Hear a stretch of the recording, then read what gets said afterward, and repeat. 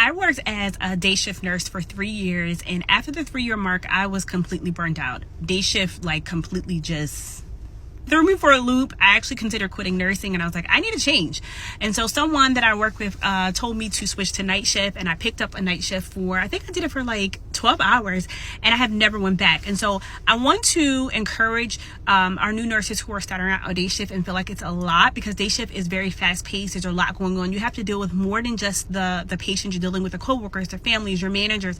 It can be overwhelming if you're just starting out in healthcare or nursing, but it is a good place to start, because you're going to learn a lot and you'll have a lot of resources. But if you want a slower pace and more time with your patients, night shift is an option for you, and you should consider it by picking up just one shift outside of your regular shift to see if it's for you. And so that's what I did, and I've never turned back. So I want to make this video to help you if you are considering transitioning to night shift, to help you manage your 12 hours effectively so that you can be successful in your 12-hour shift, because sometimes we don't really know what a shift kind of entails unless we actually do it. And so I just want to give you a little bit more information. So if you are considering night shift, or a new nurse and you want to consider it, or an experienced nurse and you want to, have a change, this video is for you. So for this video, we're going to talk about 12 hours. So your day will be considering, or your night will be starting at 1900. So that's 7 o'clock p.m. all the way till 7 o'clock in the morning. Okay, so this is my routine, and I suggest that you establish your own routine, but I just want to show you what my routine is so you can kind of tweak it and have your own and have some insight. So for the first hour when I come in, of course, I come in, I put my things down, I gather all my things, my supplies, my stethoscope, and then once I'm done that, I attend huddle. Huddle starts at exactly 1900, and so we go and I have huddle, and then once I'm done that, then I actually get a workstation, because we have workstations on wheels. I immediately go figure out where all my people are in the computer, put them up and filter them into Epic so I can only look at them. And then once I'm doing that, I'm sitting around, I'm just basically waiting for the nurse to give me a report. I have several nurses sometimes that I have to get report from, so you're getting report from your nurse. I like to get report at the bedside or stand outside the door. And so once you get report, I suggest that you actually physically go and look at your patient. You must see the rise and fall of the chest. Look at them, tell them your name at least. That's the least you should do, so they won't be wondering who you are or where you are, right? So get report for all your people, okay? And so once you are done, I suggest you go and find the sickest patient, right? So in the case, I'll give you a scenario. A sick patient out of the two will be if you have a patient that just came up from a surgery, whereas you have another patient who is kind of just there, an elderly patient who is at a SNF, or who wanted to be came to the hospital because they need placement and needed to go to a SNF. I would suggest going to the person who just came from surgery. That is the sickest patient, because they are not probably yet as stable, and so you need to know what their baseline is. Go and check them out, and then go to the other person. So always go to your sickest patient first. You're going to assess them, a head to toe assessment, and then you go to the other patients, and I suggest doing a head-to-toe assessment immediately once you get report. This is my suggestion. I like to do this because it saves your butt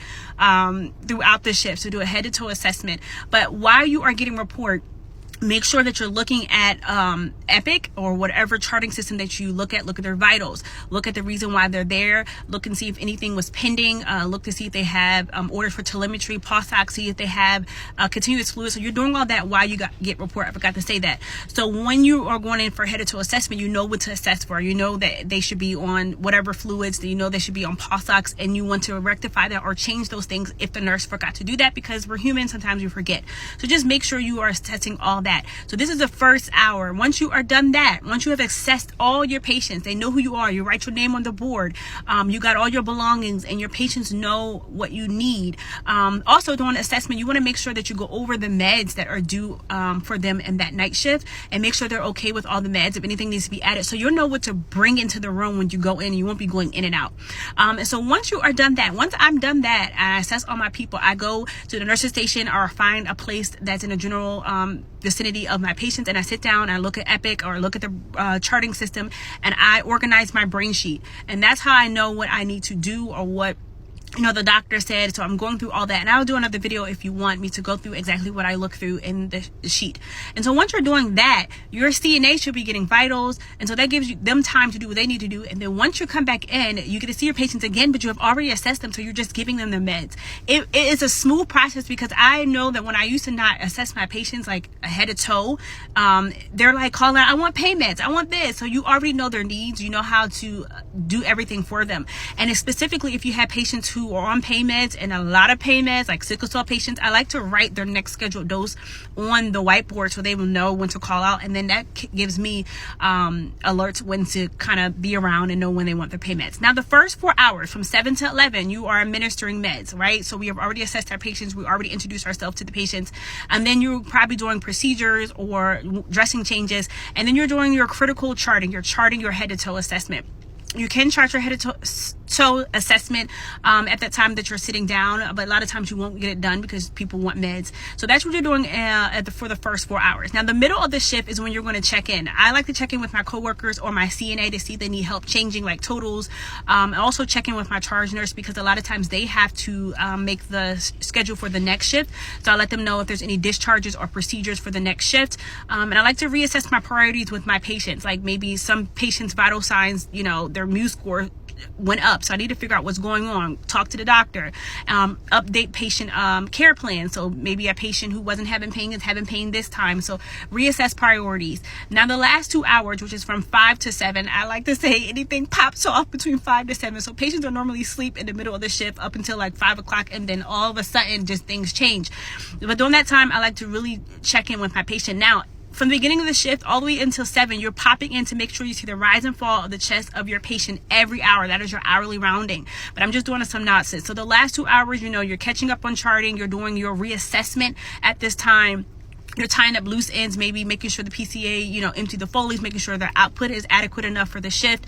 And then you're making sure you're prepared for handoff report, because even though you got report from the night shift, day shift nurse, your report is probably going to change because a lot of things have changed with your patients. So you're making sure you understand that. Now the last 30 minutes, I like to go in and actually see the patient. Even though I have just rounded probably 30 minutes before at 6 o'clock, at 6:30, I like to go in and actually look at my patients and ask them if they need anything, because a lot of times I hate getting report and they're like, well, I needed this and you didn't do this. So I go in and I look at them the last 30 minutes, make sure all the things are done, make sure the CNA is at a good place. And then the last 30 minutes is your time to give a clear, structured report to the oncoming nurse. And then once I'm done giving a report, I do a mental check. Did I complete all my tasks? Did I complete all my hourly rounding?